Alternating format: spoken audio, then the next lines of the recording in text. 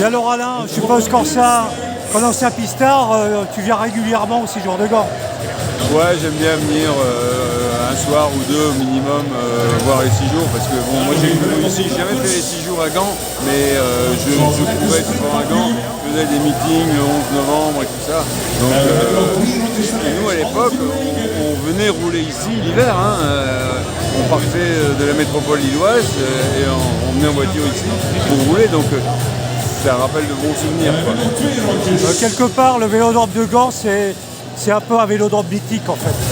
Ah, c'est mythique. Le Gueil à Gand, c'est mythique. Hein. On voit les mecs qui ont roulé là-dessus.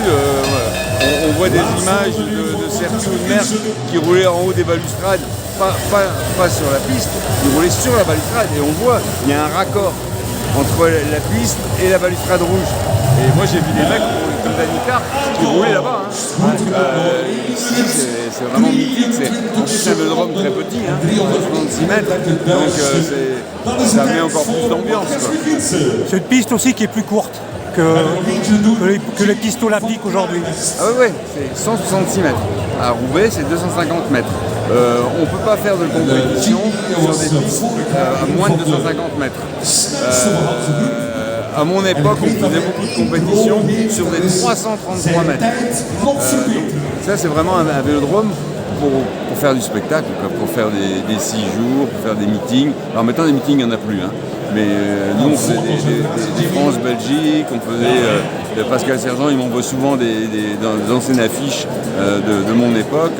Moi, j'ai fait une revanche avec Tony Doyle ici. Alors, c'est Pascal qui me l'avait envoyé et je lui avais dit, mais je ne me souviens plus qu'est-ce qu'il avait gagné. Il avait dit, c'est toi, tu avais rattrapé Doyle. Je ne me souviens plus. Mais on est souvent roulé ici, nous. Alors les 6 jours, il n'y en a plus beaucoup en Europe, hein. Gand est un des derniers. Est-ce que selon toi, c'est un vestige du passé ou cette course a toujours une raison d'être? Les chiffres parlent d'eux-mêmes. De mon temps, je pense qu'il devait y avoir 15, 16, 6 jours dans l'hiver. On finissait à Milan. On commençait souvent à Dortmund de mémoire. Et il y a des moments, les coureurs, ceux qui faisaient vraiment la série des 6 jours, finissaient le lundi et recommençaient le mardi à un autre 6 jours. Hein. Qu'est-ce qu'on voit maintenant? Grenoble, c'est 3 jours. En Belgique, il n'y en a plus qu'un, il n'y a plus de Gand. Anvers n'existe plus. En Hollande, il y a Rotterdam. Je pense qu'en Allemagne, il n'y en a plus que 2. Il doit y avoir Munich et Bremen, je pense. Donc, voilà, et on a bien vu aussi à Paris avec Bercy. Tout le monde disait à Bercy on va refaire le Veldiv, on va refaire. Bon, ça n'a pas marché. Je pense que ça a eu son temps. Alors moi je suis pas objectif parce que j'adore venir voir et j'aime bien parler avec les coureurs et tout.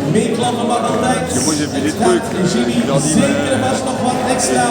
j'adore, mais le public maintenant, il y a d'autres sollicitations, on leur montre d'autres choses.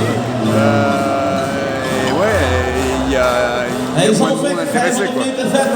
Donc clairement, envisager de faire des 6 jours à Roubaix, c'est pas du tout d'actualité. Alors des 6 jours, pour moi, ce serait une bêtise, pour moi. Hein. À la limite, pourquoi pas essayer un format 2 jours, 3 jours, pour voir. Alors, Roubaix a un avantage aussi, c'est que le nombre de places assises, il n'y en a pas beaucoup. Donc on peut vite faire le plein, quoi. Hein. Mais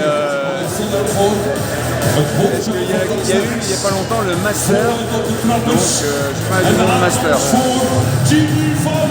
Il y avait 5 coureurs belges, donc on a même l'impression que même les coureurs ne viennent pas à Roubaix. Hein, donc je me demande s'il y avait des américaines à Roubaix, il y aurait des courses. Est-ce qu'il y aurait le public?